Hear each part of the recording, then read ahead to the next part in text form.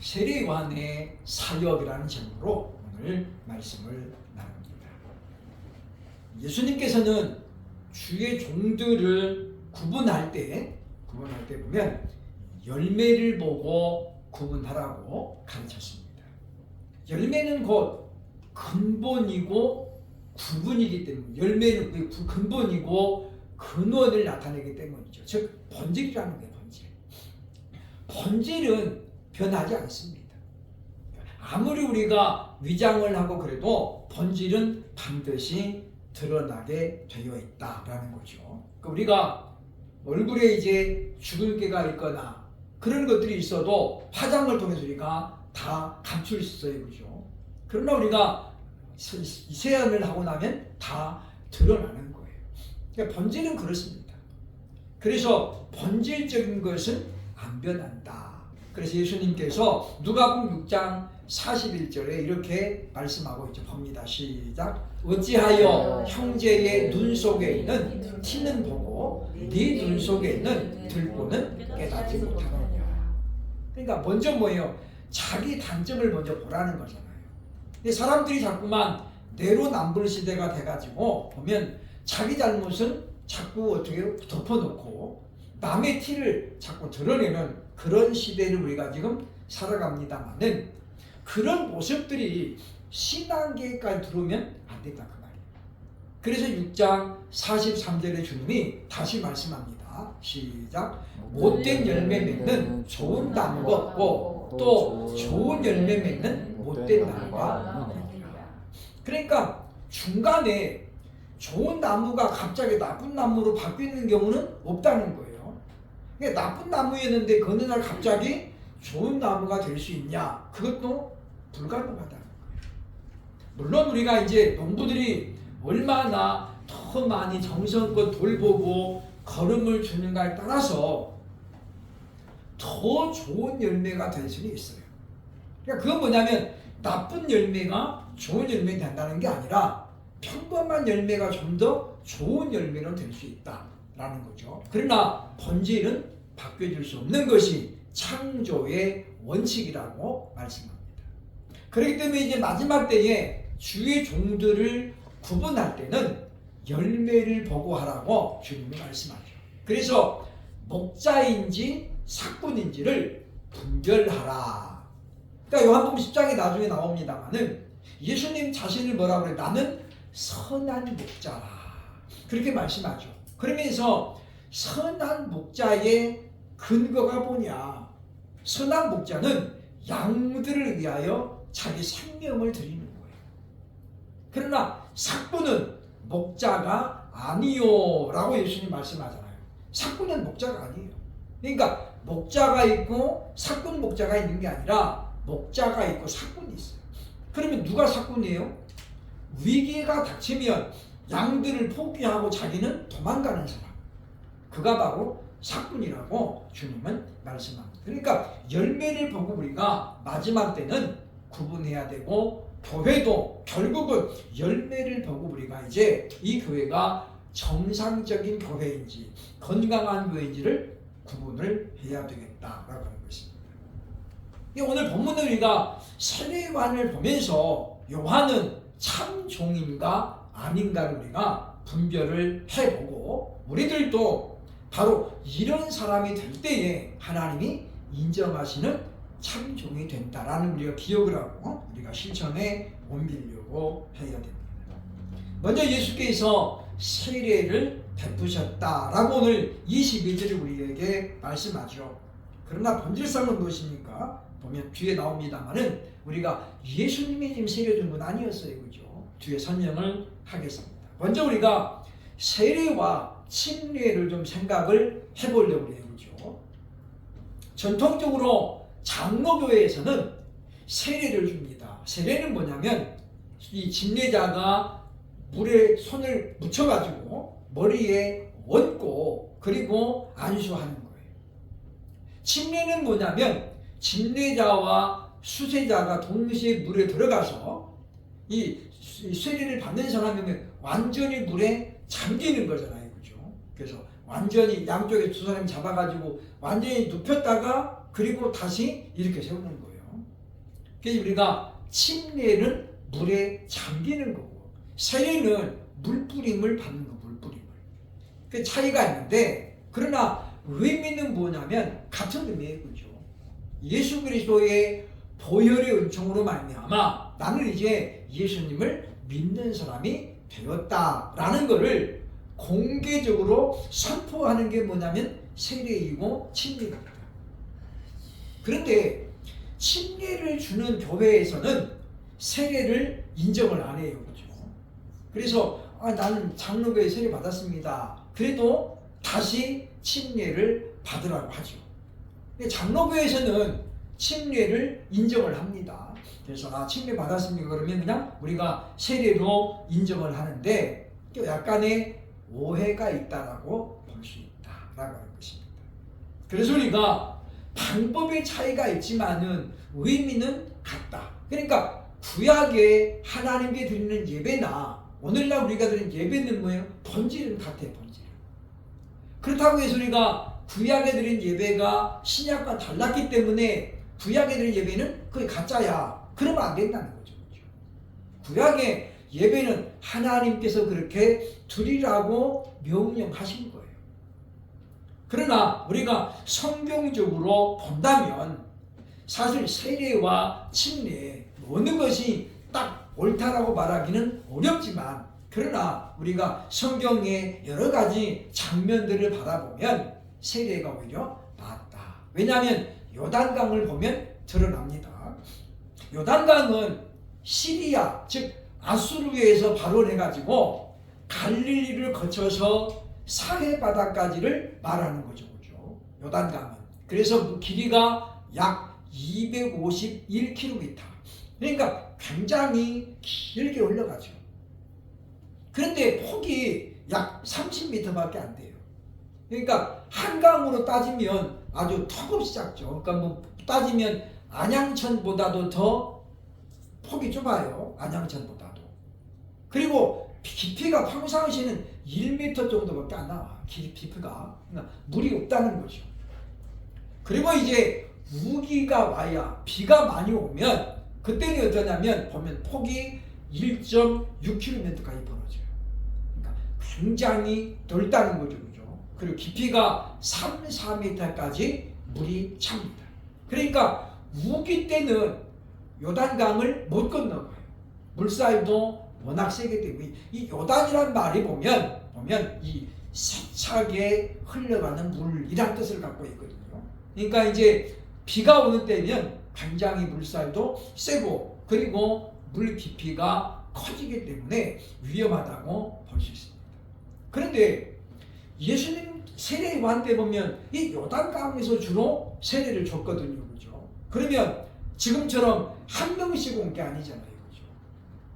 예수님의 이 요한의 제자들까지도 와가지고 여기서 보면 전부 세례를 받았어요.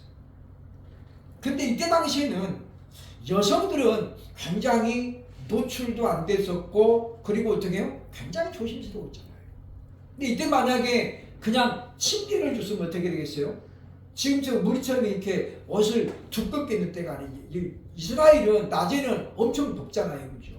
그러니까 밤에는 춥지만 그냥 세례를 낮에 주기 때문에 그렇기 때문에 위생적이라든가 또는 건강적이라든가 또는 거룩성을 볼 때에 예수님과 요한이 했던 세례는 침례가 아니라 세례였다고 보는 것이 옳습니다.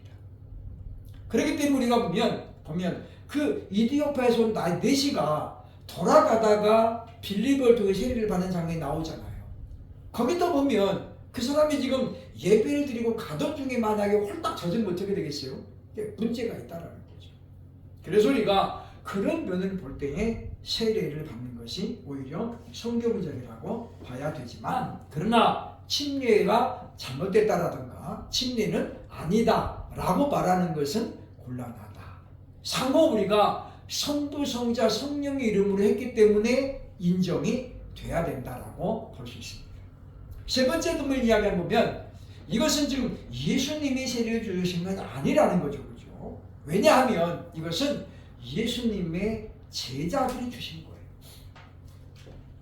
왜냐하면 예수님은 불필요한 오해받는 것을 미연에 방지하기 위해서 예수님이 직접 세례를 주지는 않았다.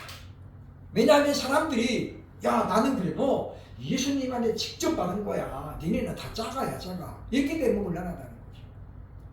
나중에 바울이 고린도 교회가 심각한 분란이 일어날 때에 바울이 우리에게 이런 말씀을 줍니다. 고린도전서 1장 14절로 15절 보겠습니다. 시작. 나는 그리스도와 가이오 외에는 너희 중 아무에게도 내가 세례를 베풀지 아니한 것을 감사하노니 이는 아무도 나의 이름으로 세례를 받았다 말하지 못하게 하려 함이라. 그러니까 예수님도 마찬가지예요. 그래서 제자들이 예수님을 통해서 세례를 주었다라고 보는 것이 오히려 정확하다. 그래서 우리가 오이밭에서는 갓을 고쳐 쓰지 말라라는 말이 있잖아요. 그렇죠? 특히 믿음의 사람들은 오해를 받을 만한 그런 소지를 미리 차단해야 돼요. 그래서 우리가 불필요한 오해를 받으면 곤란하고, 그래서 예수님도 지금 보면 제자들과 함께 가서 제자들을 통해서 세례를 베풀었던 우리에게 보여주고 있다고 하는 것입니다. 그러면서 지금 세례요한의 사역이 23절부터 지금 쭉 이어지고 있는데, 우리가 아는 것처럼 앞에서도 왔습니다만은 세례요한의 첫째 사역은 뭡니까? 물세례를 베풀었다는 거죠. 물세례. 왜 물세례가 나오냐? 뒤에 예수님 베푼 세례는 성령세례거든요. 성령세례.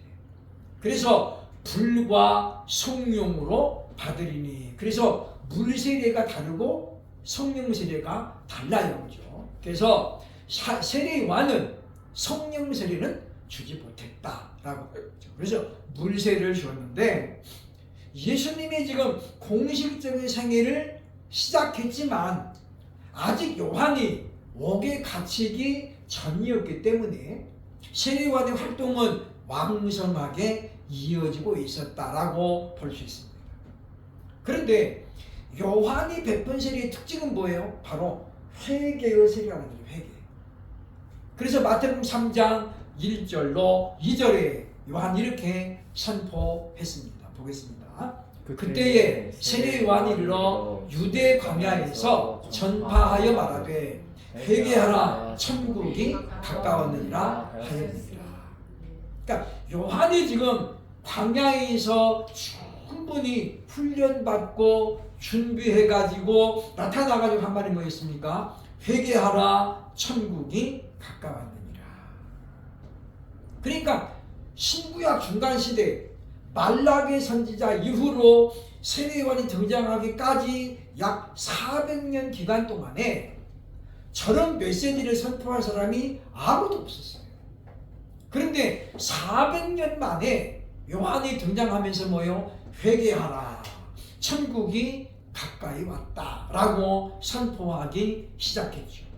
그러면서 뭘 요구했습니까? 너희는 회개에 합당한 열매를 맺어라. 회개에 합당한 열매를 맺으라고 요청하는 것을 볼 수가 있습니다. 그래서 보면 우리는 이제 회개에 합당한 열매가 뭐냐? 나중에 제자들이 물어요. 그죠? 그때 예수님 말씀하죠. 회개에 합당한 열매는 뭐냐면 너희가 군인이면 받는 급여를 만족한 줄 여겨라. 그래서 뭐요? 빼앗지 말라는 거예요. 너희가 세리냐 그러면 그 받을 것만 받아야지 거기서 뭐요? 다시 붙여가지고 받지 말라는 거예요.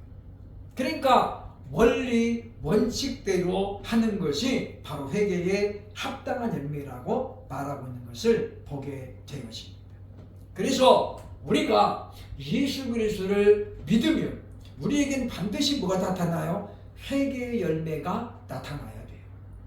즉 그것은 우리가 예수님을 믿기 전에 가졌던 생활 방식, 습관, 가치관에서 바꿔지는 거예요. 바꿔지는 거예요. 그것은 우리가 하루아침에 갑자기 무슨 선한 일을 많이 한다거나 막 우리 뭐 자산을 팔아가지고 그런 차원을 말하는 것은 아니라는 거죠. 그럼 무슨 이야기입니까? 우리가 소극적인 선은 뭐냐면 법을 잘 지키는 거예요. 그래서 우리가 예수 믿기 전에는 그냥 아무데나 쓰레기 버리고 이렇게 경범죄를 지어도 예수를 믿고 나면 어떻게 우리가 그런 것부터 이제 안 하는 거죠. 그리고 적극적인 회개는 뭐예요? 이제 우리가 좀 더 선을 베푸는 거죠. 그래서 우리 오창에 있는 우리 목사님이 그런 말씀 하시더라고요. 그죠? 이분이 어느 이제 그 도방전도를 갔는데 어떤 분이 날씨가 좀 추운데 굉장히 이렇게 추워가지고 막 떨고 있더라는 거예요. 떠는 모습이 자기 눈에 보이는 거예요. 그래서 지금 예배를 지금 준비하고 있는데 옷을 이거 벗어줘야 되나 어째야 되나 그러면서 갈등이 되더라는 거예요. 그래서 그때 하나님이 지혜를 주셔서 찬양인도 하는 사람한테 찬양을 맡겨놓고 그 근처에 보니까 구지 옷가게가 보이더라. 구지 옷가게가 가니까 그냥 다 잠바 하나 막 3,000원짜리부터 해가지고 여러 것들이 있더라는 거죠. 그래서 이분이 그거를 사가지고 몇 개를 사가지고 와가지고 그렇게 입히고 예배를 드렸다라는 말을 제가 들었는데, 그러니까 어떤 분은 자기 옷을 벗어주잖아요. 그러면 한 사람밖에 그걸 못 입어요. 그죠?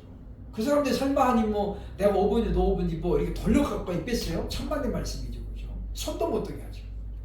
근데 오히려 뭐 하나님이 지혜를 주셔가지고 보니까 통 10,000원이면 2개를 사고 3번을 살 수 있으니까, 그래서 자기 것 벗어주면 한 사람밖에 때를 봐. 그리고 누구는 시달려요? 자기는 추워가지고 덜덜 떨어요.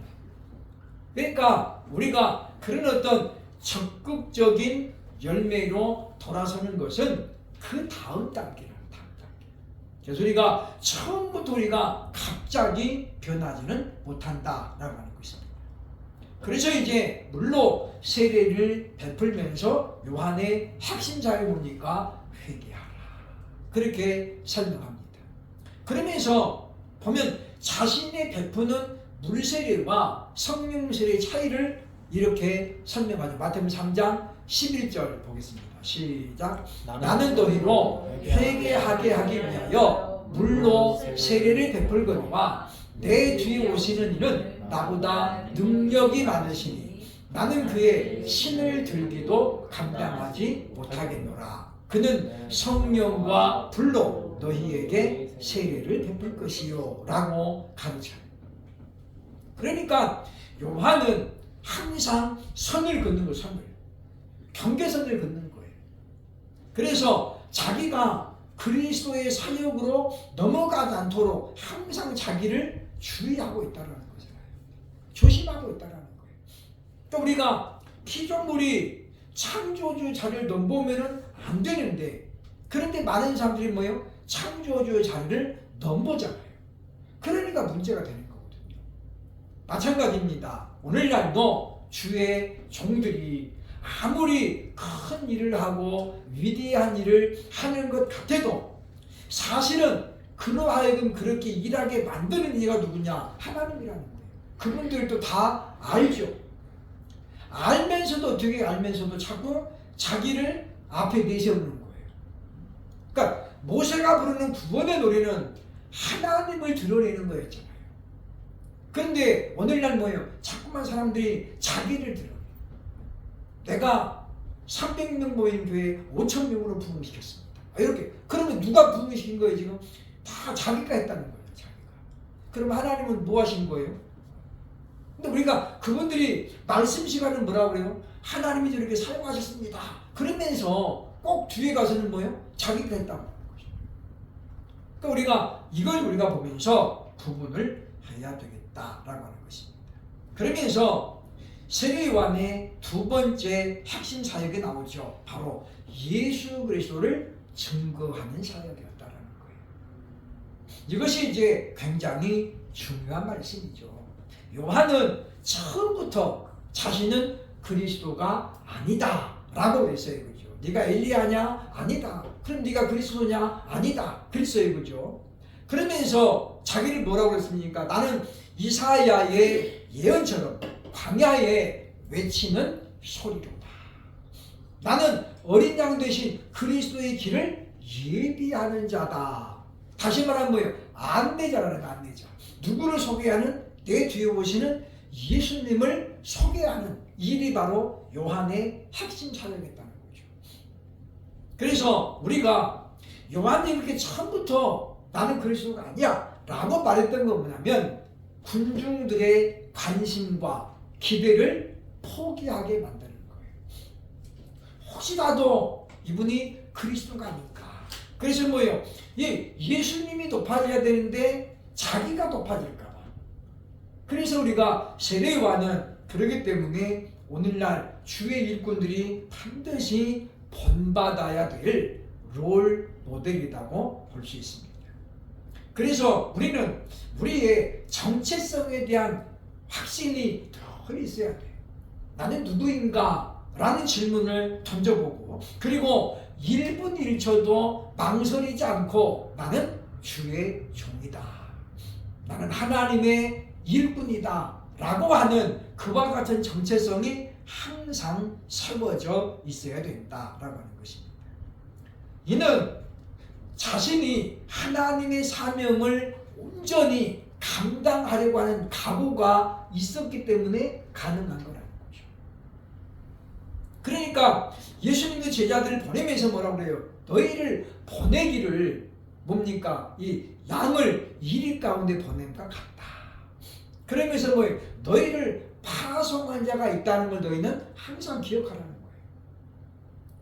그렇기 때문에 우리도 나가서 복음을 전할 때라든가 또 누군가를 만날 때는 항상 우리가 나를 통해서 예수님이 드러나도록 예수님이 부각되도록 그런 우리 습관을 길러야 되겠다라고 하는 것입니다. 그래서 보면 제자들도 보면 제자들이 지금 뭐 예수님의 요한의 제자들이 와가지고 하는 소리가 무슨 이야기입니까? 랍비요. 전에 선생님께서 요단강 저편에서 소개했던 그 사람에게 사람들이 지금 다 가고 있습니다. 가가지고 세례받는 거잖아요. 그죠? 그러니까 물세례는 세례요한의 몫인데 이 사람들이 가가지고 역시 물세례를 누구한테 받는 거예요? 지금 예수님에게 받는 거예요. 그러니까 이때는 예수님에게 가도 성령의 세례를 못 받아요. 그죠? 왜? 아직은 성령이 임재할 때가 아니기 때문이라는 거죠. 그러니까 동시에 세례요한도 물세례를 베풀고 예수님도 제자들을 통해서 물세례를 베풀었다라고 말할 수 있다라고 하는 것입니다. 그럴 때에 사람은 어떻게 보통 사람은 시기심이 생겨요. 그리고 배신감도 생기죠. 야, 언제는 말이야 당신이 그리스도입니까? 쫓았던 사람들이 그렇게 그 배신을 때리냐? 이렇게 할 수 있어요. 그런데 요한은 여기서 뭐라고 말합니까? 28절에 보면 이렇게 말하죠. 보겠습니다. 내가 말한 바 나는 그리스도가 아니요 그의 앞에 보내심을 받은 자라고 한 것을 증언할 자는 너희니라. 그러니까 뭐냐면 내 사역이 예수님을 소개하는 사역인데 그거를 증거해 줄 사람들이 너희들이라는 거죠. 바울도 그러잖아요. 그죠? 바울도 너희가 나의 증인이라 그랬거든요. 그죠? 그러니까 그 말은 무슨 말이냐면 요한은 평상시에도 어떻게 해요? 절대로 예수 그리스도의 위치를 넘본 적이 없었다는 거예요. 오늘날 교회가 세상으로부터 지금 외면을 당하고 있는 이유는 한두 가지가 아닙니다. 여러 가지가 있지만은 주의 종들이 지나치게 지금 어떻게 지금 종의 위치를 벗어나고 있다는 거예요. 벗어나고 있다는 거예요. 그래서 우리가 자신의 정체성을 분명히 해야 된다라는 거예요. 그래서 제가 작년에도 여러 번 우리의 정체성을 제가 얘기했어요. 그죠? 우리는 그리스도인이다. 그리스도인은 누구예요? 그리스도를 따라가는 사람이고 그리스도에게 속한 자예요. 속한 자. 그게 바로 성도의 정체성이라는 거죠. 그러니까 우리는 그런데 예수님을 따라가면서 자꾸 우리는 자꾸만 세상을 견눈질해요. 그래서 우리가 순수한 신앙에서 자꾸만 어떻게 해요? 멀어진다는 거예요. 멀어진다는 거예요. 계산적이 되고 그렇게 된다는 것은 분명히 기억을 해야 된다라고 하는 것입니다. 그래서 오늘날은 우리가 미혹의 영을 조심해야 될 때예요. 왜냐하면 많은 사람들이 자신을 누구라고 그래요? 하나님이라고 하는 사람들이 요즘은 많아지고 있다는 거예요. 특히 자신을 성령이라고 말하는 사람들이 늘어나고 있기 때문에 우리는 성령으로 충만해서, 그리고 성령의 은사인 영분별의 은사를 우리가 사모해야 되겠다라고 하는 것입니다. 그래서 오늘 우리가 간단하게 그동안 한국 교회사에 등장했던 많은 인물들 가운데 자신을 성령이라고 하나님이라고 말하는 주장했던 사람들을 간단하게 소개를 하면, 신천지 이만희 씨가 있죠. 이 사람은 대놓고 자기가 보혜사라고 그랬어요. 그죠? 성부 하나님의 이름이 여호와, 성자 하나님의 이름이 예수 그리스도, 성령님의 이름이 뭐예요? 보혜사예요. 보혜사. 요한복음 16장에 내가 너희에게 보혜사를 보내리니 그랬잖아요. 그죠? 그런데 이만희 씨가 뭐 자기가 내가 보혜사다, 새벽이 있으리다, 뭐 이런 식으로. 그러니까 육신, 이제 성령은 어떤 존재예요? 영이잖아요. 영. 우리 눈에 안 보이잖아요. 근데 이만희는 육신을 입고 있잖아요. 그죠? 성령이 될 수가 없어요. 성령이 우리에게 임재하시죠. 그러면 우리가 성령의 전이 되는 거예요. 성령의 전이. 그렇다고 해서 우리가 성령이냐? 그건 아니잖아요. 그죠? 내 안에 욕심도 있고 사랑도 있어요. 그죠? 그러면 우리가 욕심이 많을 때는 우리가 욕심이 되고, 사랑이 많을 때 우리가 사랑 본질이 되나요? 아니잖아요. 그죠? 그런가 하면 JMS 정명석 씨 같은 경우도 자신을 성령이라고 늘 이야기하고 보혜사라고 강조했어요. 그죠? 결국 지금은 성추행 그 사건으로 지금 결국은 구속이 됐는데, 나이가 지금 70대가 넘었는데, 어쨌든 우리가 그런 사람들을 통해서 교회 이미지가 지금 계속 어떻게 해요? 흐려지고 있어요. 몇 년 전에 한기총 대표회장에 2년 연속 출마했던 김노아라는 분, 원래 이분이 김풍일인데 사빗등대중앙교회의 담임이죠. 그죠? 이 사람도 자기를 성령이라고 소개했어요. 그죠? 이분이 가발을 쓰고 출마를 했었는데, 그래서 한기총 대표장 뽑을 때 보면 문 앞에 그냥 사람들이 많이 와가지고 막 김풍일, 김노아는 이단이다, 저런 사람 한기총 대표장 뽑으면 안 된다. 근데 저는 저분이 누군지 몰랐어요. 그죠? 근데 사람들이 막 현수막 들고 와가지고 다 그러고 있더라고. 근데 저 사람들이 뭐가 많아요? 돈이 많아. 돈. 그러니까 1차 때 떨어졌거든요. 그랬더니 그 다음에 또 나왔더라고. 또 나왔는데 또 떨어졌어요. 2번 떨어지니까 이제 안 나오더라고요. 그죠? 그러니까 무슨 이야기냐면, 저렇게 사람들이 이단이라고 하는 사람들도 어떻게 이제는 너무 당당하다는 거예요. 지금 구원파가 자기 신분을 안 숨기잖아요. 신천지도 마찬가지. 이제는 지금도 신천지는 예배당을 이렇게 갖고 있고 간판도 다 걸어져 있어요. 그죠? 수원에 우리가 가다 보면 신천지 거기는 무슨 변양민 집화 뭐라고 뭐 써있고 이렇게 돼 있는데, 그 예배당이 크게 있어요. 예전에는 간판 자체가 없었거든요. 그래서 어디가 있는지 몰랐는데 요즘은 이제 많이 모이니까 아예 그렇게 다 세워놓고 있어요. 천안에 동남구에 가면 가정교회가 있는데 예배당이 상당히 커요. 그게 통일교회거든요. 근데 아주 그렇게 큰 교회로 자리를 잡아서 사람들이 통일교회인지를 몰라. 그런데 그런 명칭을 쓰는 건 뭐예요? 그건 통일교만 쓰거든요. 그 사람들 요새 보면 재림메시아 문선명 뭐 이렇게 딱 써가지고 그렇게 지금 뭡니까 현수막에 걸어놨어요. 그죠? 그 문선명이 죽었잖아요. 그죠? 재림 예수님이 죽으면 안 되잖아요. 그죠?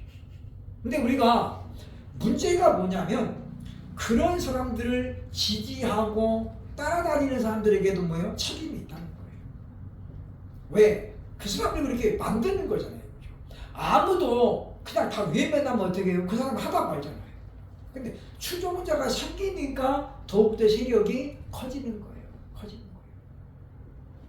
그런가 하면 천국복음 전도회 구인회, 또한 에덴성회, 지금은 이제 사라졌습니다만은 부천에 가면 역곡동에 거기 이렇게 보면 에덴성회 승리재단이라 해가지고 예배당이 하나 있어서 2층에, 그죠? 그 교회가 본부돼 가지고 활동을 했던 그런 종교단체죠, 그죠? 그 다음에 하나님의 교회 안상홍, 또 최근에는 은혜로교회 신옥주도 자신을 이제 보혜사라고, 근데 지금 사기죄로, 사기 폭력죄로 지금 감옥에 가 있어요, 그죠? 성령님이 영이신데 왜 탈출을 못하냐고요, 그죠? 아니 그냥 성령님이 하나님이신데 그거 못하겠어요, 그죠? 하나님의 능력은 바울도 옥에서 끄집어내고 베드로도 끄집어내요, 그죠? 근데 자신은 갇혀 있다고요? 말이 안 되는 소리죠.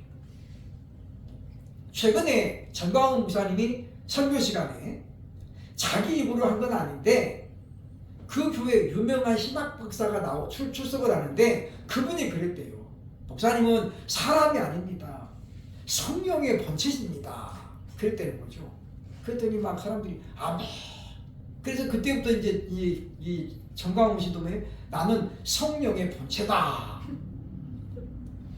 어디서 나온 거예요, 이게 지금? 빌립보서 2장에 나오는 말씀인데, 예수님께서 자신을 소개할 때에 빌립보서 2장 6절에 이렇게 말씀했죠, 그죠? 그는 근본 하나님의 본체시나 하나님과 동등됨을 취할 것을 여기지 아니하셨고, 여기 지금 예수님이 하나님의 본체라는 건 무슨 뜻이에요? 예수님이 하나님이라는 뜻이에요. 그러면 성령의 본체다, 그 말은 무슨 말이에요? 자기가 성령이라는 말이에요. 있을 수가 없는 일이죠. 근데 남들이 그렇게 말을 하면 어떻게 해야 돼요? 거기서 그냥 정색을 하고 너는 나를 넘어지게 하는 자다. 누가 그랬어요? 예수님이 그랬잖아요. 예수님, 베드로가 너무 막 예수님이 그러니까 어떻게 해요? 베드로가 예수님 어떻게 해요? 주님 그러면 안 됩니다. 내가 십자가에 못 박혔다가 이제 다시 살아내야 된다. 베드로가 어떻게 해요? 아니 됩니다. 알렸죠, 그죠? 그때 예수님 뭐라고 그래요? 사단아, 내 뒤로 물러가라. 너는 나를 넘어지게 하는 자다. 왜냐하면 예수님도 지금 육신을 입고 있잖아요. 사람이잖아요. 배고픔도 느끼고 피곤함도 느끼고 뭐도 느껴요? 두려움도 느껴요. 왜 못 느끼겠어요? 느껴요. 그런 예수님이 골고다 산에 이렇게 3번 기도했잖아요. 아버지여, 이 잔을 내게서 지나가게 하옵소서. 이게 사람의 본심이에요. 근데 그 다음에 예수님도 뭐라고 그래요? 그러나 내 뜻대로 마음쓰고 아버지의 원대로 하옵소서. 이거 예수님의 신성이에요, 신성. 그러니까 지금 베드로가 주님 그러면 안 됩니다라고 막은 것은 뭐냐면 예수님의 인성을 깨워가지고, 지금 예수님도 사실 그 길 가는 것이 뭐예요? 힘들어요. 알고 있잖아요. 그러니까 사람들이, 어떤 분들은 병원에 건강검진을 안 받아요. 그렇죠? 왜 안 받아요? 혹시라도 뭐가 발견될까봐. 그래서 그냥 나는 그냥 모르고 있다가 갈 거야. 이런 분들이 있잖아요. 그러니까 우리가 그런 거라는 거죠. 알아서 좋을 것이 있고 차라리 모르는 게 좋은 게 있어. 그러니까 우리가 고칠 수 없는 질병은 그냥 모르고 있는 게 낫죠. 당신은 이제 3개월밖에 못 삽니다. 그러면 3개월도 못 가서 죽어. 왜요? 그 3개월밖에 못 산다는 것 때문에 자꾸 중압감을 느끼잖아요. 그리고 살고자 하는 의욕이 사라지기 때문에 힘든 거예요. 우리가 내일 일을 안다는 것이 꼭 좋은 것만은 아니다라고 하는 것입니다. 그러니까 우리가 보면 사람들이 이렇게 교만해지는 이유가 뭐예요? 사람들이 축해지기 때문이에요. 목사님 설교는 사람 소리가 아닙니다. 천사의 소리입니다. 이렇게 하면은 우쭐대가지고 말이죠. 그래가지고 막 이렇게 막 봉투 갖다 주고 그러면 거기가 어떻게 해요? 넘어져 버리는 거예요. 그래서 진짜 자기가 교만해지는 거예요. 누구를 그랬어요? 헤롯이 그랬어요. 헤롯이 연설을 잘 하고 다니는 사람들이 뭐예요? 이것은 사람의 소리가 아니라 하늘의 소리다. 그래서 이 헤롯이 어떻게 교만해졌어요. 하나님이 어떻게 바로 치잖아요. 그러니까 그래서 잠언에 보면 교만은 패망의 선동장이요 넘어짐의 앞잡이니라. 그래서 하나님은 교만한 자를 물리치고 겸손한 자에게 은혜를 주신다라고 우리에게 가르치고 있어요. 그러니까 예수님 뭐예요? 한 번도 교만하라고 우리에게 요구한 적이 없어요. 농담으로 예수님이 그렇게 우리에게 말한 적이 없죠. 항상 예수님 뭐예요? 겸손하라. 그러니까 소자 하나를 세우고 이 아이를 영접한 것이 곧 나를 영접할 것이다 라고 했는데, 그것은 겸손하지 않고는 할 수 없는 일이에요. 그렇잖아요, 그죠? 그러니까 우리가 이제 어제 제가 잠깐 보다 보니까 그 선옥도에 관한 역사를 담은 그런 걸 제가 좀 봤는데, 지금도 물론 나병 환자들은 단체 생활을 하잖아요, 그죠? 우리 시골에 우리 이용선 목사님이 서산에서 지금 나환자촌에서 목회를 하거든요. 근데 공식적으로 1980년대에 와가지고 나환자는 완전히 치료가 됐대요. 근데 그 사람들은 그런데 왜 자기들끼리 살아요? 나가서 못 살거든요. 우리 목사님이 그런 얘기 하더라고요. 그러니까 이제 우리 교회에서 빵을 몇 번을 갖다 드렸는데 그분들은 그런데요, 그죠? 한번 자기가 부임해가지고 성도들에게 외식을 시켜주려고 차 2대 해가지고 탁 나갔대요. 식당을 갔더니 그 사장이 보고 질겁을 하고, 아, 우리 안 받습니다. 근데 보니까 달력에 보니까 뭐 예수님을 사랑이시다 해가지고 액자가 크게 걸려있더래요. 자기가 목사인데, 그래서 그냥 주인이 못 들어가는데 어떻게 할 거예요, 그죠? 구걸하러 온 게 아니잖아요. 돈 주고 사 먹으러 왔는데 안 된다는 거예요. 그래서 이분이 거기서 쫓겨나가지고 또 다른 식당에 갔는데 다른 식당에 똑같이, 아, 이거 안 됩니다. 혐오스러워서 다른 사람들이 안 온다는 거예요. 그래서 식당 가는 곳마다 다 쫓겨난 거예요. 마지막 한 군데만 더 가봅시다. 이미 성도들은 마음이 다 상한 거예요. 우리가 무슨 거짓입니까? 목사님 그냥 갑시다 그랬는데 한 군데 딱 갔는데 주인이, 아, 들어오세요. 그러면서 그 나환자들 눈썹도 없고 막 이렇게 썩어져가지고 막 그래. 그래서 이제 그게 혐오스럽잖아요, 그죠? 근데 그 사람들이 전혀 뭐 옛말처럼 뭐 사람 잡아먹는 거 아직 안 해요, 그죠? 우리 옛날에는 70년대마다 그런 소문이 있었대요. 나반자들이 사람 잡아먹는 거. 그러니까 얼마나 황당무계한. 그래서 보니까 막 91년도에 뭐 경상북도 9명 개구리 소년들 개구리 잡은 다음 나갔다가 안 들어왔잖아요. 그 사람들 도대체 어떻게 됐는지 모르겠는데, 한간에는 그 나환자들이 죽여가지고 그 시설 지하에 파묻어놨다, 그런 제도가 있었대잖아요.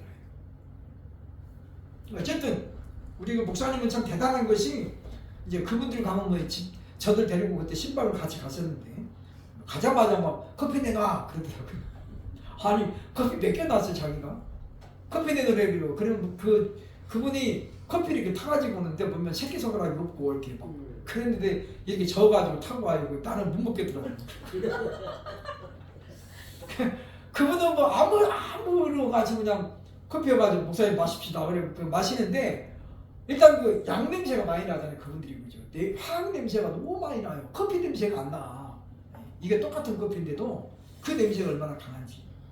그분은 또 이제 와가지고 막 무릎 아프냐고, 그리고 막 내놔 해갖고 막 거기서 침 나오고 막 이러니까 그 사람들이 너무 좋아하는 거예요, 목사님을. 그러니까 자기도 장애인이지만 그래서 뭐 조금씩 이제 뭐 문제는 있지만 어쨌든 간에 지금 하고 이제 뭐 조금 있으면 이제 은퇴하신대요, 그죠? 그래서 은퇴할 때까지 잘 있으려고 지금 하고 있는데, 그러니까 우리가 그런 걸 보면 정말 우리가 겸손하지 않으면 못 쓰는 거예요, 그죠?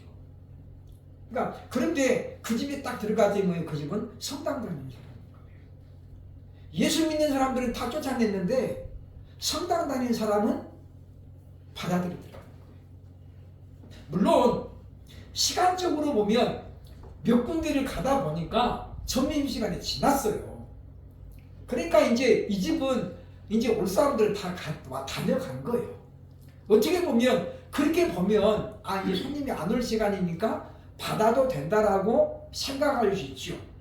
근데 그것은 굉장히 아주 못된 생각이고, 그런 거 따지겠어요, 그죠? 그 사람들이 앉았다 일어나는 자리도 어떻게 해요? 어떻게 보면 불결하다고 볼 수 있고, 옛날에는 막 또 전염이 되는 말도 있었고 막 그랬잖아요. 다 그게 유언비어인데. 어쨌든 그래서 이분이 목사였는데 굉장히 부끄럽대요, 성도들 앞에서도. 그래서 제가 갔는데 일부러 그런 이야기를 해주더라고요.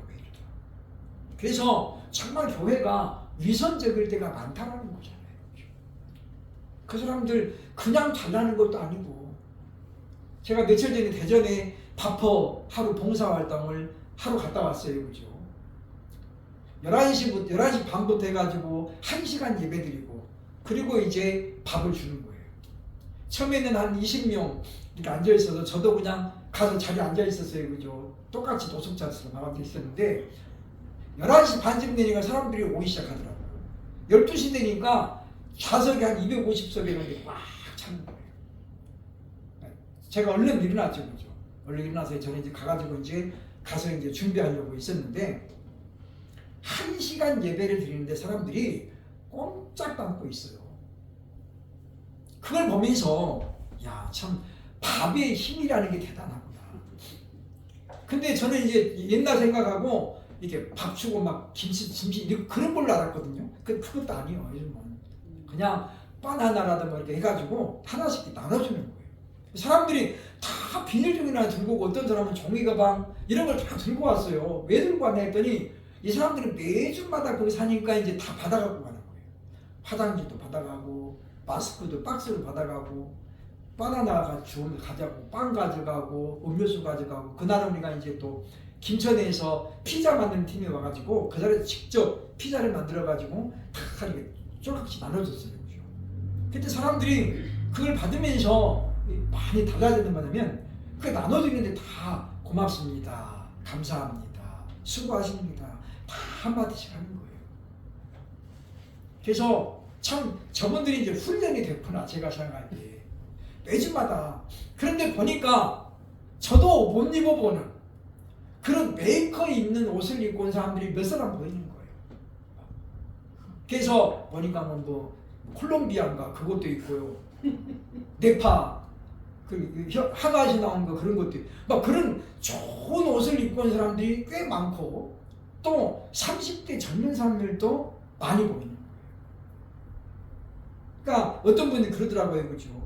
이분들은 대전에 이렇게 요일별로 밥 주는 데를 다 떼고 있대요. 그래서 전철을 공짜로 타가지고 오늘은 대전역, 내일은 서대전역 이렇게 옮겨 다니면서 일주일 내내 밥을 해결하는 거예요. 그러니까 무슨 뭐 직장 다닐 필요가 없죠. 밥 다 세 번 다 얻어먹으니까 일주일 내내 얻어먹어요. 그래서 어떤 분들은 교회가 그럼 밥 주는 거 안 해야 된다고 그런 말도 합니다만은, 사명이 아니면 못 하죠.